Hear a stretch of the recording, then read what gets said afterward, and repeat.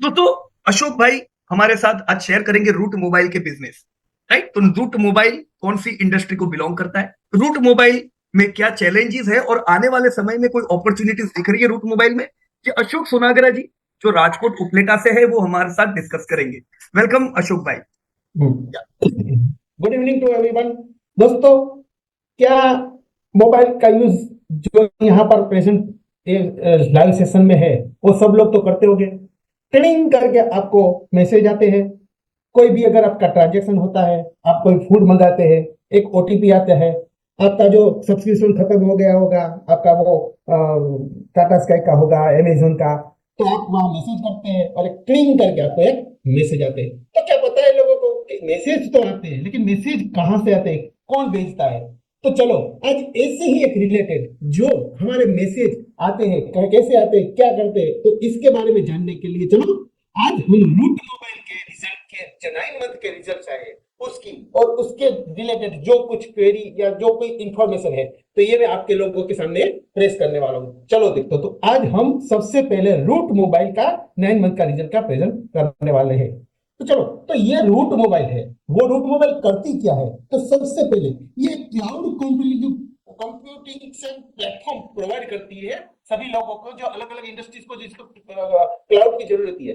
दूसरा, जो OTT platform, जो जैसे अभी मैंने बोला कि आप अमेजोन वापरती, नेटफ्लिक्स यूज करते हैं, और उसका जो आपके मोबाइल ऑपरेटर है उन दोनों के जो बीच का जो कनेक्शन का जो वो सॉफ्टवेयर है वो बना के वो सर्विस प्रोवाइड करती है। इसके अलावा जो हमारा वॉइस मैसेजेस आता है, एसएमएस आता है, हमारा जो मैसेज ईमेल्स का जो कुछ फिल्टरिंग है, वो मोनिटाइजेशन का जो कुछ काम है, तो ये जो अलग अलग कंपनी वो खुद नहीं करती, लेकिन वो उसका जो काम है ये काम नहीं उस चीज के रिगार्डिंग काम करती, मतलब कि एक सर्विस प्रोवाइडर है जो इस तरह की सर्विस प्रोवाइड करती है। तो ये किस किस इंडस्ट्रीज को प्रोवाइड करती है, तो सबसे पहले बैंकिंग और फाइनेंशियल सर्विसेज में इसका, मीडिया और एंटरटेनमेंट जैसे कि मैंने बोला ओटीटी प्लेटफॉर्म किस तरह, फार्मास्यूटिकल के अंदर भी है, e commerce, health care, hospitality, logistic, aviation और रिटेल।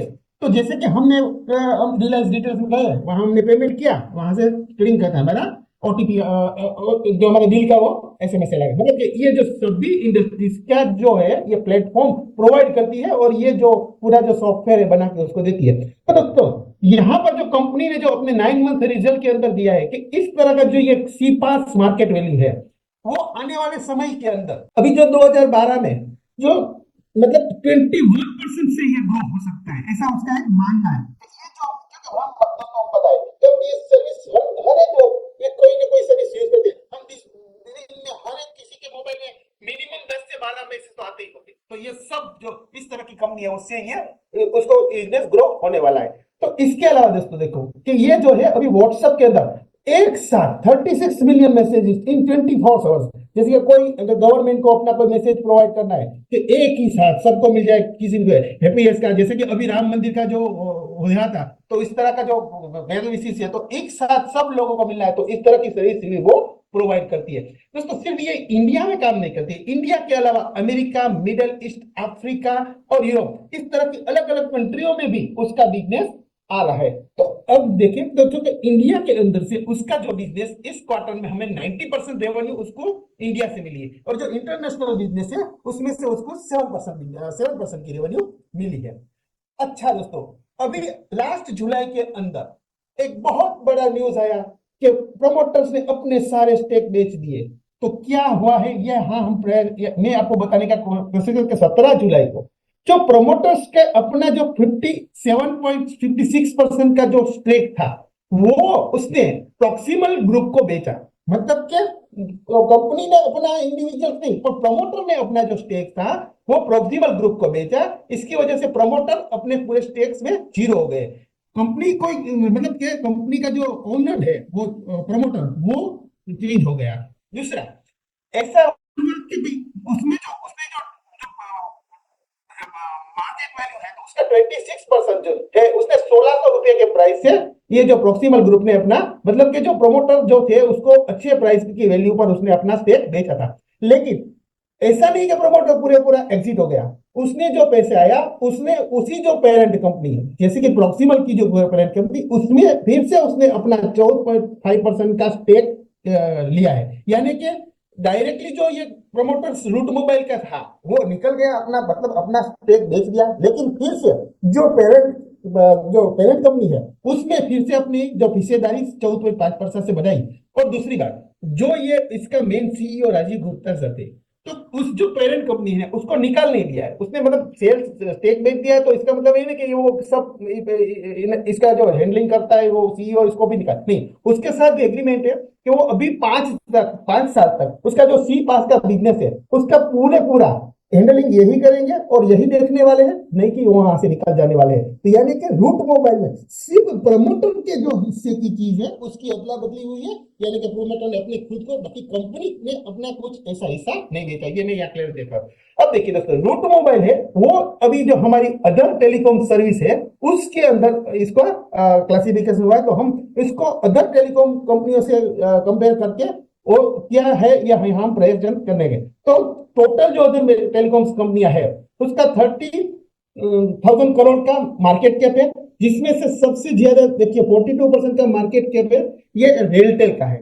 इसके बाद सेकंड नंबर पे 33% पे रूट पे, बाकी की कंपनी का 1-2%, मतलब कि पूरे जो मार्केट कैप है उसके अंदर ये दो जाइंट रेलटेल और रूट का मार्केट कैप सबसे ज्यादा है ये अदर टेलीकॉम कंपनी में। अब ये देखिए अदर टेलीकॉम जो कंपनियां है ये पूरी सेल्स है 30,000 करोड़ का सेल्स करती है, जिसमें से स्टरलाइट टेक्नोलॉजी का 47%। यहाँ देखो, याद रखो, याद रखना दोस्तों कि स्टरलाइट टेक का सबसे ज्यादा सेल्स है। फिर भी स्टरलाइट टेक में आगे क्या है उसकी क्वालिटी वो हमको पूछूंगा। अब दूसरे नंबर पे सेल्स में रूट आती है जिसका 25% का सेल्स इस पूरे अदर टेलीकॉम इंडस्ट्रीज में रूट का है। अब प्रॉफिटेबिलिटी में देखिए, प्रॉफिटेबिलिटी देखो स्टरलाइट का सेल्स ज्यादा है लेकिन क्या प्रॉफिटेबिलिटी में क्या पकड़ गई, किसने सिर्फ 90% में। क्यों, ये हम आगे बात करेंगे। तो यहां पर देखिए कि सबसे ज्यादा दूसरे नंबर पे सेल्स के होने के बावजूद भी उसकी प्रॉफिटेबिलिटी में पूरी मार्केट में 50%, यानी कि 722 करोड़ का प्रॉफिट करती है। इसमें से अकेला अकेला रूट मोबाइल का है। दूसरे नंबर पर रेलटेल, बाकी सब मिला के कंपनियों का तीसरे नंबर पर स्टरलाइट, इसके अलावा 1-2% का अलग कंपनियों से मिलता है। अब हम देखिए कि दोस्तों आईसीआर, अब हम सोल्वेंसी को देखिए कि सोल्वेंसी यानी कि इंटरेस्ट कवरेज रेशियो, उसमें सबसे ज्यादा 37 का रेलटेल का और रूट का 18 का है, इसके अलावा बहुत कम है। अब यहाँ देखिए डेब्ट टू इक्विटी रेशियो, तो जैसे कि देखिए सेल्स ज्यादा होने के बावजूद स्टरलाइट का प्रॉफिट कम क्यों था, क्योंकि उसके ऊपर डेब्ट सबसे ज्यादा है, यानी देखिए 1.65, यानी कि डेब्ट की वजह से सेल्स में नंबर 1 होने के बावजूद भी प्रॉफिट में नंबर 3 पर है। तो भी किसी भी कंपनी का जो सिर्फ सेल्स देख के सिर्फ प्रॉफिट देख के इन्वेस्ट नहीं करना, क्योंकि उसके ऊपर क्या देनदारी है वो भी देखनी चाहिए। अब डेब्ट टू रेशियो देखिए इंडस्ट्रीज का 0.59 है, इसके मुकाबले हम रोकना 0.37, मतलब अच्छा रेशियो है। अब हम देखते हैं कि ग्रोथ, पिछले 5 साल का अगर ग्रोथ देखिए तो यहाँ पर 48% तक का रूट का सेल्स ग्रोथ आया है। वैसे तो लिस्टेड ये सिर्फ 3 साल पहले हुई थी, लेकिन ये इसके पहले भी वो प्राइवेट में काम कर रही थी, तो ये इसका मिला के यहाँ पर 48% का। और करंट देखिए कि एसेट के मुकाबले उसकी लायबिलिटी, तो उसमें भी 2.2 टाइम्स उसकी एसेट है लायबिलिटी के मुकाबले। अब हम देखते हैं दोस्तों प्रॉफिटेबिलिटी, तो रिटर्न ऑन इक्विटी, तो वहां पर भी देखिए रूट सबसे पहले 17% रिटर्न ऑन इक्विटी दिया है। उसका जो टोटल जो return on paid up equity के मामले में देखिए तो वो 0.5 टाइम्स है, और एसेट के मामले में भी वो 11% की एसेट रिटर्न ऑन एसेट हमें 11% की जनरेट करके दिया है। अब हम देखते हैं दोस्तों यहाँ पर हिस्टोरिकल देख रहा है, यहाँ पर देखिए दोस्तों 2021 में वो लिस्टिंग हुई थी, लेकिन इससे पहले वो अलग अलग private finance privately limited company के हिसाब से करती, तो इसके हिसाब से 2016 में सिर्फ 364 करोड़ का बिजनेस करती थी, जो कि आज 3,500 करोड़ का सेल्स करती है। देखो तो ये जो यहाँ पर जो देखिए दोस्तों आफ्टर लिस्टिंग 14,000 करोड़ से 3 साल में उसका सेल्स कितना बढ़ा। इसी तरह हम यहाँ प्रॉफिट में भी देखिए दोस्तों कि 2016 में सिर्फ 61 करोड़ का जो प्रॉफिट था वो बढ़कर 333 करोड़ का प्रॉफिट हो गया, यानी कि कंसिस्टेंट सेल्स ग्रोथ और प्रॉफिट ग्रोथ भी अच्छा है।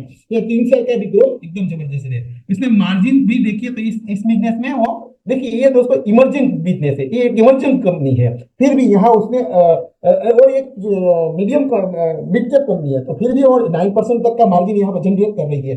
अभी यहाँ देखिए 16 में 71 करोड़ का रिजर्व था, जो बढ़ के अभी 17,700 करोड़। लेकिन जो यहाँ पर जो हमें जो इतने रिजर्व बढ़े हुए दिखाई दिए है, एक्चुअल में वो एक्चुअल में इतना इतना रिजर्व बढ़ने की वजह ये है कि 2021 में जो उसने आईपीओ आया, आईपीओ की वजह से, इसके बाद उसने क्यूआईपी किया, और जो ये उसने अपना जो स्टेक में सेल देता है, इसकी सब की वजह से यहाँ पर उसका रिजर्व बढ़ा हुआ है।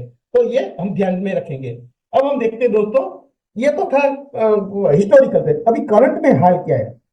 करंट में इस कंपनी के अंदर जैसे कि हमें देखिए कि पूरी जो आईटी इंडस्ट्रीज है वो अफेक्टेड है, और इसे भी पता है कि सिर्फ इंडिया नहीं, इंडिया के अलावा दूसरे देशों में भी इसका बिजनेस आ रहा है। तो पिछले साल उसका जो सेल्स ग्रोथ था 78% था, और प्रॉफिट 96% का था, एकदम बढ़िया था। लेकिन क्वार्टर में जो ये इसका जो सेल्स ग्रोथ है घटकर 33 यानी कि 50% तक का रह गया। इसी तरह जो H1 आया वहां पर भी फिर भी गिरावट आई है, 26% का ग्रोथ आया। और अभी जो क्वार्टर 3 आया यहाँ पर था, मतलब कि ये 3 क्वार्टर से उसका बिजनेस थोड़ा कम हुआ। ये अभी जो उसने क्वार्टर 3 के जो उसका प्रेजेंटेशन आया था कंपनी का कॉन्फ्रेंस में, तो उसने बताया कि भाई अभी इस क्वार्टर उसका जो बिजनेस है थोड़ा म्यूटेड है, क्योंकि बहुत क्राइसिस चल रहे हैं। लेकिन आने वाले क्वार्टर्स में उसमें जो बड़ी बड़ी कंपनी जैसे कि वोडाफोन आइडिया के अंदर भी उसकी डीलिंग हुई है, जो आने वाले अप्रैल से भी होने वाली है, उसके बड़े बड़े क्लाइंट आने वाले हैं। जो अभी जो उसने जो ये प्रोमोटर स्टेक करके जो बेचा है, तो ये सब जो चीज की वजह से उसका जो आने वाले टाइम में वो बिजनेस बढ़ सकता है। ये प्रॉफिट में भी देखिए दोस्तों, तो क्वार्टर 1 में 29% का प्रॉफिट, H1 में 25, और अभी जो 9 मंथ में 28%। मतलब कि जो ये अभी करंट ट्रेंड के सिनेरियो को हम कंसीडर करते हैं, तो आने वाले 24 मतलब कि जो एनुअल रिजल्ट आएंगे, तो यहाँ पर हम सिर्फ 50% के सेल्स ग्रोथ को कंसीडर करेंगे, और प्रॉफिट को 21% का ही रखते हैं, और मार्जिन हमारा 9.8% ऐसे ही रहेगा। अब ये देखिए किसी भी इंडस्ट्रीज का जो मेजर कॉस्ट है वो भी हमें देखना चाहिए। तो यहाँ पर जो ये इंडस्ट्रीज है, सबसे बड़ा एक्सपेंस उसका मैसेज परचेसिंग का, यानी कि देखिए पूरे जो है उसमें जाता है, तो इस क्वार्टर में उसका 90% का भी एक्सपेंस बड़ा है मैसेजिंग का। ओवरऑल देखिए दोस्तों, तो यहाँ पर जो ये इसके बाद एम्प्लॉय, यहाँ पर देखिए एम्प्लॉय पे उसने थोड़ी 8% तक का ही बढ़ाया है। तो यहाँ पर अगर हम देखें तो इस क्वार्टर में उसका जो ये मेजर कॉस्ट है 60% से बढ़ा है। ओके, अब देखिए ये जो पुराने डेटा और करंट ट्रेंड को देखा, इसके बेसिस में हम आने वाले जो साल है उसमें क्या उम्मीद करते हैं। तो डेटा के हिसाब से हम देखिए दोस्तों, तो आने वाले समय में हमने देखा कि 2024 में हम सेल्स ग्रोथ 50%, प्रॉफिट 21% का रखते हैं, और मार्जिन 98%। तो इसके हिसाब से हम देखते हैं, तो आने वाले समय 2024 में हम 4,000 करोड़ का सेल्स हो सकता है, और प्रॉफिट 402 करोड़ का। इसी तरह हम लॉन्ग टर्म में देखिए तो कंपनी तो अच्छी है, उसका बिजनेस भी अच्छा है, लेकिन अभी जो थोड़ा क्राइसिस चल रहा है इसकी वजह से, लेकिन आने वाले समय में हमने देखा कि उसने ग्रोथ अच्छा किया, तो इसके बेसिस पे हम इसको 25% के सेल्स ग्रोथ और 23% के प्रॉफिट ग्रोथ को कंसीडर करते हैं, तो हम आने वाले 3035 तक यहाँ 39,000 करोड़ का सेल्स ग्रोथ और 3,400 तक का प्रॉफिट ग्रोथ की उम्मीद करके चलती है।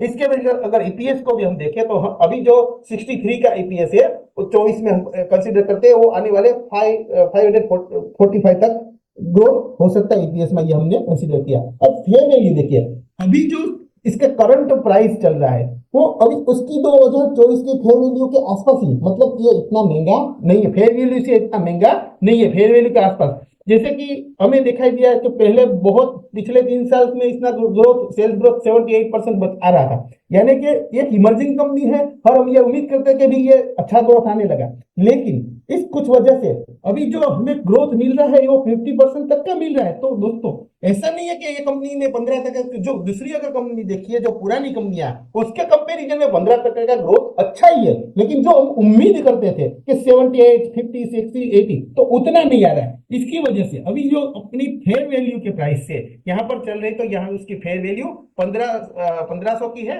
लेकिन आने वाले समय में हम ये उसकी फेयर वैल्यू 13,000 तक जा सकती है, ऐसा हमने अनुमान लगाया। यहाँ पर का जो करंट ईपीएस है 52 का है, और ट्रेल ईपीएस 62, और फॉरवर्ड ईपीएस 63। इसके बेसिस पे हम देखिए तो इसकी जो लास्ट ईयर का पीई 31 का था, T26 का और फॉरवर्ड T26 के इसके बेसिस पर अगर हम देखते हैं तो 0.9 के पेग रेशियो इसका रूट मोबाइल का है। अब देखिए दोस्तों, यहाँ पर जो चार्ट में हम दिखाई दे रहा है कि 2021 के बाद वो जबरदस्त चला था, लेकिन यहाँ पर जो थोड़ा करेक्शन आया और अभी कुछ महीनों से वो एक कंसोलिडेशन जोन में काम कर रहा है। जैसे कि मैंने बताया आपको डेटा में ही भी कि हम 78% तक की उम्मीद करते थे कि भाई अच्छा ही लेकिन कुछ जो चैलेंजेस उसके पास सामने आई, तो इसकी वजह से अभी देख मीटेड फेज में चल रहा है, तो इसलिए एक जोन में अपने जो फेयर वैल्यू के आसपास ये भी ट्रेड कर रहा है। लेकिन अगर किसी भी गिरावट में जो नीचे आता है तो 1300 से 1475 के बीच में अगर हमें एक्यूमुलेट कर सकते हैं धीरे धीरे। लेकिन दोस्तों, जैसे कि 78 के मुताबिक अगर 15 है, तो दूसरी जो ऐसी कंपनी है इसके मुकाबले इमरजेंट कंपनी होने के लिए हम इसमें 1.25% का एलोकेशन कर सकते हैं। और आने वाले समय में जैसे कि देखो वो जो उसका सी पास का ग्रोथ है उसमें 21% तक का इंक्रीज होता हुआ देखा, उसका एसएमएस का भी बिजनेस बढ़ेगा, सब चीज बढ़ेगी, तो उसका भी ये एक इंप्रूवमेंट हो जाएगा। आने वाले समय में हम 2300 तक का प्राइस रख सकते हैं। और देखिए दोस्तों, 21 के बाद आने के बाद भी चल नहीं रहा तो क्या हुआ, डिविडेंड भी कितना अच्छा देती है। उसने 2021 में 5 रुपया, 22 और 23 11 रुपीज चली है, यानी कि हमें अगर डिविडेंड रूप में भी हमारी थोड़ी थोड़ी रेवेन्यू जनरेट होती रहती है। तो ये एक इमर्जिंग कंपनी है, अभी चल नहीं रही है, इसको भी हम कंसीडर करते हैं, देखते हैं, लेकिन हम इसमें धीरे धीरे निवेश करके हम 125% का पोर्टफोलियो एलोकेशन कर सकते हैं। थैंक यू दोस्तों। अगर आपकी कोई कमेंट हो रूट के लिए, अगर कैसी लगी तो आप मुझे बता सकते हैं। Hand over to you sir. Thank you sir. Thank you very much Ashok भाई। हमने रूट मोबाइल को पूरा देखा। देखिए दोस्तों, आप में से ज्यादातर लोग आईपीओ आया तब से आप रूट मोबाइल को देख रहे हो। हम यहाँ पे हाई ग्रोथ की उम्मीद करते थे। आईटी इंडस्ट्री अच्छी थी, अच्छा ग्रोथ आ रहा था, पर अभी ओवरऑल आईटी के क्या हाल है, कौन सी आईटी की कंपनीज में हम स्ट्रॉन्ग ग्रोथ देख रहे हैं दोस्तों। ज्यादातर आईटी की कंपनीज में अभी चैलेंजेस है, राइट। तो ये चीज भूलिएगा नहीं जो अशोक भाई ने भी बोली, और यही चीज दोस्तों रूट के कॉन्कॉल में भी डिस्कस हुई थी कि ग्रोथ नियर टर्म में 15-17% का ही उम्मीद कर रहा है मैनेजमेंट। हम 30-30% का ग्रोथ अभी नियर टर्म में उम्मीद नहीं कर सकते हैं, क्योंकि इनको ऑर्डर में प्रॉब्लम आ रहे हैं चैलेंजेस के कारण। जैसे ही आईटी इंडस्ट्री ग्रो करेगी, डेवलप्ड इकोनॉमी आगे बढ़ेगी, हम वापस से ग्रोथ देखेंगे। तो एक चीज क्लियर हो जाओ दोस्तों कि हमने ग्रोथ डाउनग्रेड किया है, राइट। फिर भी जैसे ये चार्ट आपके सामने है, हमने रैली जबरदस्त देखी, उसके बाद इसने 1.5 साल से ये करेक्शन में है, पर हालत बुरी नहीं है। करेक्शन मोड है, नहीं तो कई कंपनियां उनके आईपीओ के दाम पे आ जाती है, राइट। करेक्शन में क्यों है, ग्रोथ कम है, राइट। बाकी और ऐसे ही ग्रोथ में आप में रिकवरी अच्छी आएगी, ग्रोथ में हम इसमें रैली देखेंगे, राइट। अभी देखो डेवलप्ड इकोनॉमी सुधरने लगी है, तो इसकी इफेक्ट आपके रूट पे भी आएगी, राइट फ्रेंड्स। तो इतना ध्यान रखिएगा। अभी करेक्शन है, ऐसे भी जरूर कर सकते हैं। 1.25% का आपको पोर्टफोलियो एलोकेशन दिया है, सही है ग्रोथ, राइट। ग्रोथ इनका जो है उसके हिसाब से बराबर है। ग्रोथ बढ़ेगा तब आप एलोकेशन बढ़ाइएगा, अभी इनके लिए इतना एलोकेशन बराबर, right. So I hope Ashok भाई ने जो समझाया प्रॉपर वे में दोस्तों आप लोगों को क्लैरिटी रूट मोबाइल की दोस्तों आई होगी, राइट।